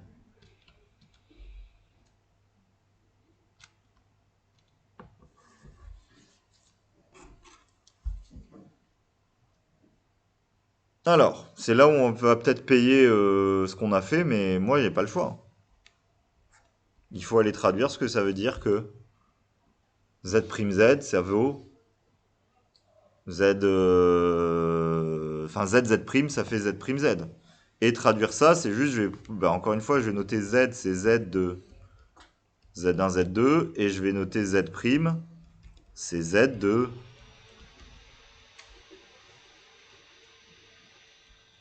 Z3, Z4. Et je vais aller écrire ce que ça veut dire ZZ' est égal à Z', Z. C'est équivalent, donc à écrire que Z fois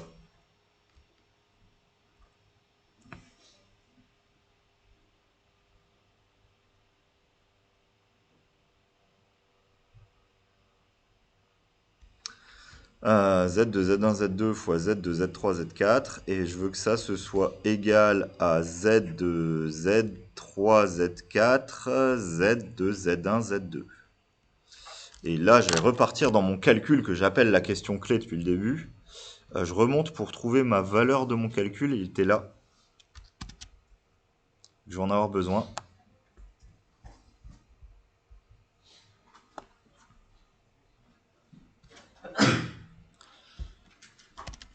Alors je le recopie juste et je recopie ma ligne en dessous à partir de ça. Mais donc le membre de gauche de mon équation c'est ça, et le membre de droite, il faut que je l'écrive. Donc le membre de gauche c'est équivalent pour moi à ce que Z de Z1, Z3 moins Z2 bar Z4, Z2, Z3 plus Z1 bar Z4 doit être égal à Z2. Et là, il faut que j'inverse mes lettres. Donc ce qui joue le rôle de Z1, c'est Z3. Ce qui joue le rôle de Z3, c'est Z1. Alors c'est là où il ne faut pas que je me plante. Ce qui joue le rôle de moins Z2 bar, c'est moins Z4 bar. Ce qui joue le rôle de Z4, c'est Z2. Ce qui joue le rôle de Z2, c'est Z4. Ce qui joue le rôle de Z3, c'est Z1. Ce qui joue le rôle de Z1, c'est Z3 bar. Et ce qui joue le rôle de Z2, c'est Z4. Enfin, de Z4, c'est Z2. Normalement, je me suis pas planté. Enfin, il faut pas bugger, quoi. Comme je le dis à l'oral en même temps que j'écris, Ouais, c'est typiquement le genre de truc, le jour de l'écrit, vous vérifiez 3 fois ce que vous avez écrit, parce que si vous faites des déductions fausses d'un truc du système de base, enfin, les erreurs de recopie, c'est la pire chose qui peut vous arriver, je vous l'ai déjà dit. Du coup, maintenant, pour que ceci soit correct, il n'y a pas le choix. Pour que deux matrices de la forme Z de Z1, Z2 soient égales, des matrices sont égales si elles sont égales coefficient par coefficient. Comme il y a un coefficient qui s'appelle Z1 et l'autre Z2, il n'y a pas le choix. Il faut que les complexes qui soient là soient égaux. Donc ceci, c'est équivalent à ce que Z1, Z3 moins Z2 bar Z4, ça fait Z3, Z1 moins Z4 bar Z2. Et que l'autre coordonnée soit vraie, ça fait Z2, Z3 plus Z1 bar Z4. Ça fait Z1, non, Z4, Z1 plus Z3 bar Z2. J'ai pas le choix. Alors je vois juste quand même quelque chose de joli. C'est que ces deux termes-là se...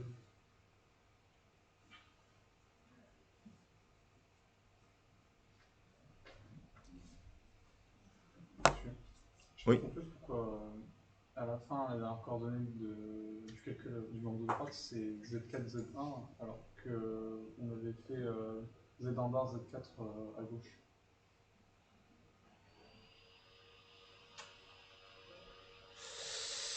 Alors attends, qu'est-ce que j'ai fait? Donc j'ai fait Z1 bar. Et ce qui joue le rôle de Z1 bar... Bah oui, non. Alors, ce qui joue le rôle de ça... Alors, dans la deuxième coordonnée, ce qui doit jouer le rôle... Attends, que je dise pas de bêtises. Dans mon membre de droite, ce qui doit jouer le rôle... J'ai fait n'importe quoi? Attends, je bug complètement sur l'écriture. L'écriture, elle est là. Donc, je dois le refaire en inversant. Donc, ce qui joue le rôle de Z1 bar, c'est mon Z3 bar.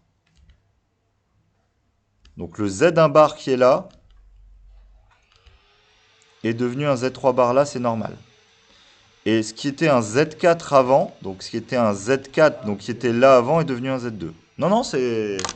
Non, mais c'est pas simple. Enfin, il faut pas se tromper, il faut le faire correctement, et il est possible qu'en allant vite, je me sois planté. Je pense pas.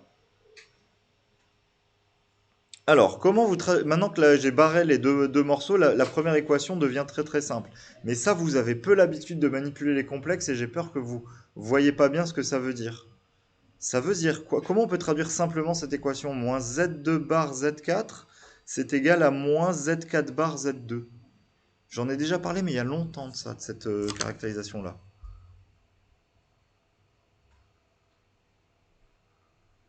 Ça veut dire quoi, ça? Loïc? Oui, parfait. Ça veut dire, c'est équivalent à dire que Z2 bar Z4 est égal à son conjugué. Je l'écris en toute phrase, mais c'est pour... Ça veut dire quoi? Qu'un nombre est égal à son conjugué. C'est ça que je vous avais dit à un moment qu'il faut avoir en tête. C'est une bonne caractérisation quand on fait des calculs dans les complexes parfois. Égé? Ouais.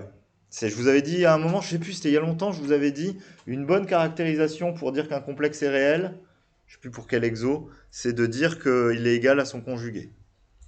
C'était quand on avait fait les systèmes différentiels et qu'on gérait les cas où on partait dans les complexes. C'était pour dire, pour retrouver les solutions réelles, il faut plutôt utiliser cette caractérisation-là, ça va plus vite. C'était pour ça que je vous l'avais dit. Tac, Z2, donc Z2 bar Z4 appartient à R.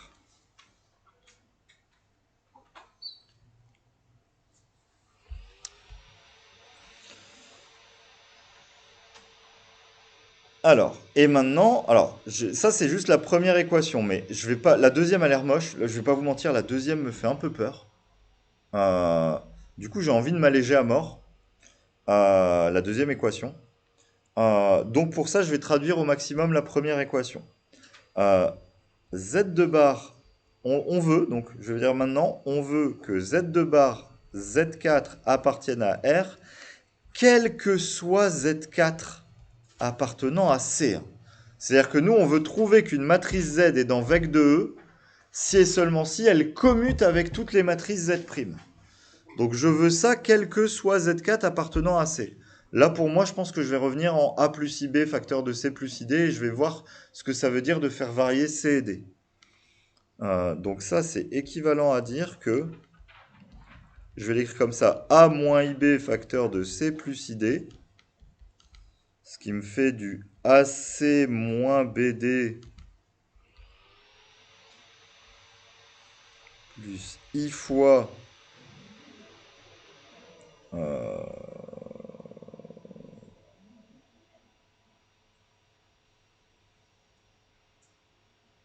en I fois, je vais avoir du moins BC plus AD.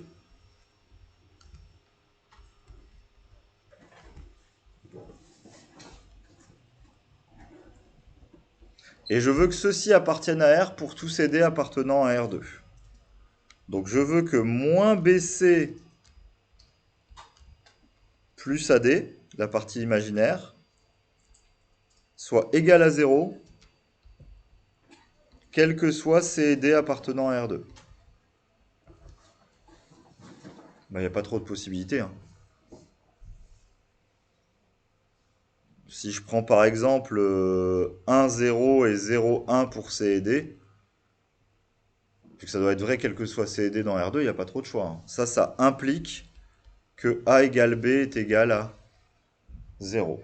Et donc ça implique que Z2 est égal à 0. Donc ma première équation qu'on a traduit, et on l'a bien traduit par Z2 bar Z4 est réel, me donne rapidement que Z2 est nul. Maintenant que Z2 est nul, je peux avoir la deuxième équation. Donc mon système est équivalent. Je vais passer à la page d'après. Et je finis juste ça. Z2 égale 0. Et maintenant que Z2 vaut 0, mon équation devient Z1 bar Z4 est égal à Z1 Z4.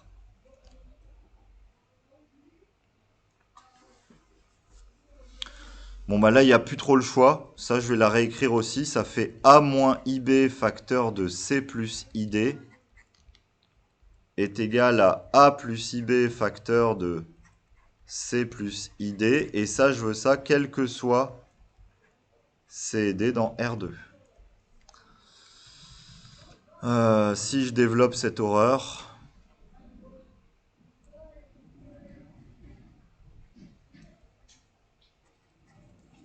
Ça fait AC plus BD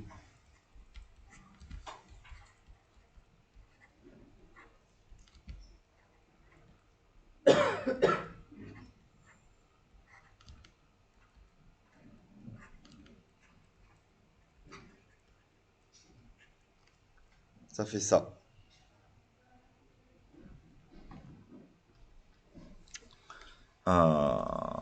Donc ça me fait AC plus BD qui est égal à AC moins BD. Et ça me fait moins BC plus DA qui est égal à BC plus DA.